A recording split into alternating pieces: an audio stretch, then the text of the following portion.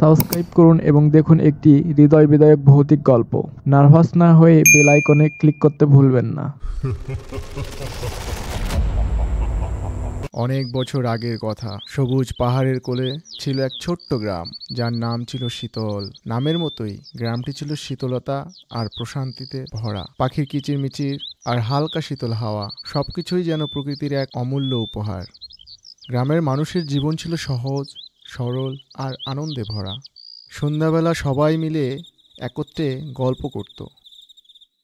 কিন্তু শীতল গ্রামকে ঘিরে ছিল কিছু অদ্ভুত গল্প, যেগুলো গ্রামের বয়স্ক মানুষরা মাঝে মধ্যেই বলতেন। গল্পগুলো ছিল এক রহস্যময় জায়গা নিয়ে। এমনই এক গল্প তারা বলছিল। গ্রামের এক কোণায় ছিল এক পুরনো পরিত্যক্ত মন্দির। লোকেরা বলতো সন্ধ্যার পরে সেখানে গেলে কেউ আর ফিরে আসে না। মন্দিরের ভেতরে এক ডাইনি বাস করে। তার কর্কশ হাসি মাঝরাতে শোনা যায়। দুই সাহসী বন্ধু, রানা আর কুদ্দুস, ঠিক করলো মন্দিরের রহস্য উদ্ঘাটন করবে। এক পূর্ণিমার রাতে তারা মন্দিরের দিকে রওনা দিল।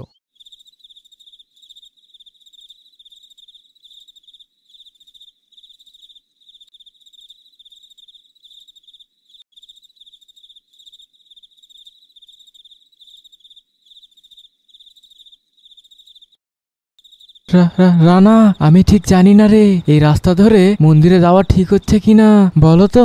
সবাই এমন ভয় পায় কেন? মন্দিরটা কি সত্যই এত ভয়ঙ্কর?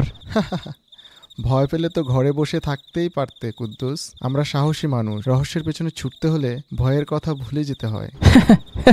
সাহসী হওয়ার কথা বলছো, কিন্তু জানি না ওখানে কি আছে। শুনেছি বহু বছর আগে ওই মন্দিরে নাকি কোন এক পুরোহিতের মেয়ে তপস্যা করতেন, তারপর হঠাৎ করে তিনি উধাও হয়ে যান।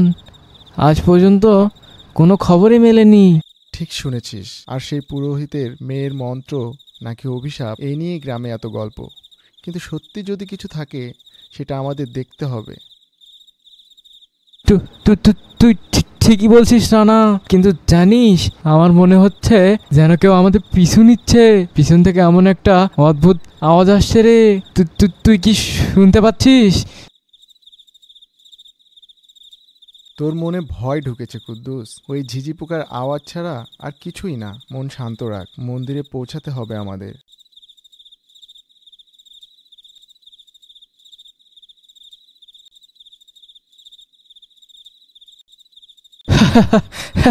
মন শান্ত রাখ, তুই এত সাহস দেখাচ্ছিস বলেই আমি তোকে অনুসরণ করছি রে। মন্দিরে যদি কিছু অদ্ভুত জিনিস দেখি তখন তুই কিন্তু সামনে থাকবি। নিশ্চয়ই, তুই শুধু আমার পেছনে থাক। সামনে যদি কিছু পেরিয়ে আসে আমিই সামলাবো। তাহলে একটা কথা বলি, যদি কেউ আমাদের ধরে আমাকে ফেলে তুই পালিয়ে যাস না। তুই বেশ মজার কুদ্দুস, কিন্তু জানিস আমার মনে হয় এই রাতে আমরা এমন কিছু দেখব যা আমাদের জীবন বদলে দেবে।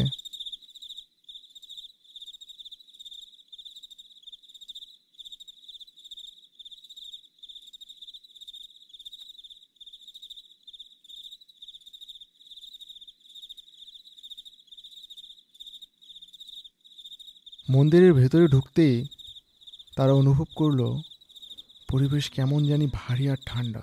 হঠাৎ একটা কর্কশ কণ্ঠ শোনা গেল। তোরা কেন এখানে এসেছিস?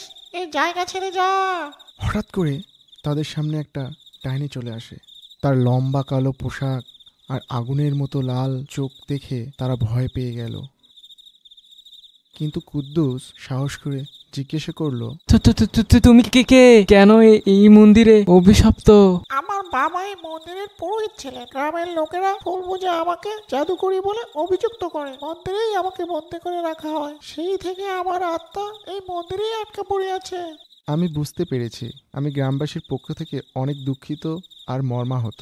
এখন আমাকে বলো, তাহলে তোমার মুক্তির উপায় কি? আমি সেই কাজটি করে প্রায়শ্চিত্ত করতে চাই। ডাইনি বলতে শুরু করলো, আমার মুক্তির জন্য মন্দিরের ধ্বংসপ্রাপ্ত শিলালিপির একাংশ খুঁজে এনে দিতে হবে। সেই লিপিতে রয়েছে আমার মুক্তির মন্ত্র।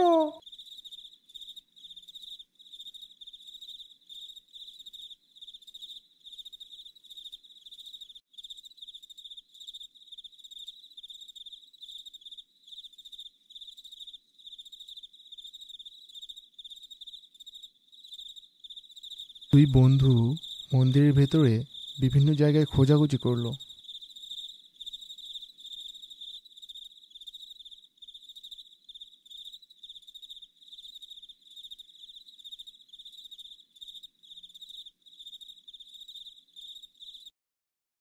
রানা, এত ভাঙা জিনিসের মধ্যে শিলালিপিটা খুঁজে পাওয়া কিভাবে সম্ভব? মনে হচ্ছে যেন একটা পুরো পাহাড় খুঁজে বের করতে বলছে রে।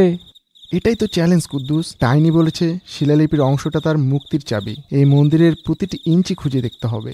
তবে শোন, ডাইনিকে মুক্তি দেওয়া কি ঠিক হবে? যদিও আমাদের সাহায্য না করে, বরং বিপদে ফেলে।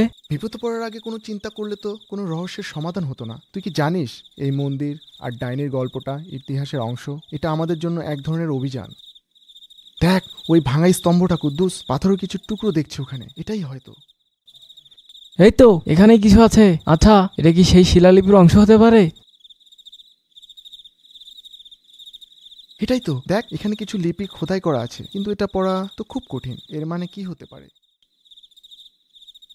আমার মনে হচ্ছে এই মন্দিরের অভিশপ্ত আত্মাগুলো এখনই আমাদের দিকে নজর রাখছে। শিলালিপিটা নিয়ে কি এখান থেকে পালাবো নাকি রে? পালাবো না কুদ্দুস। আমরা যদি এখান থেকে পালাই, ডাইনির মুক্তি অসম্ভব হয়ে যাবে। এর মানে হয়তো আমরা কোনো গুরুত্বপূর্ণ কিছু খুঁজে পেয়েছি। চল এবার ডাইনির কাছে ফিরে যাই।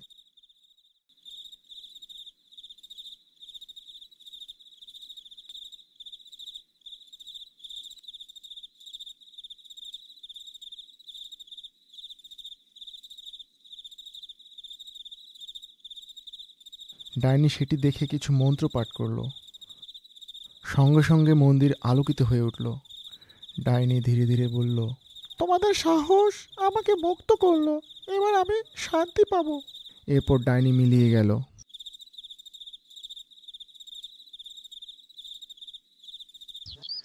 ডাইনির অভিশাপ ভাঙার পর মন্দিরে আর কোনো অদ্ভুত ঘটনা ঘটেনি।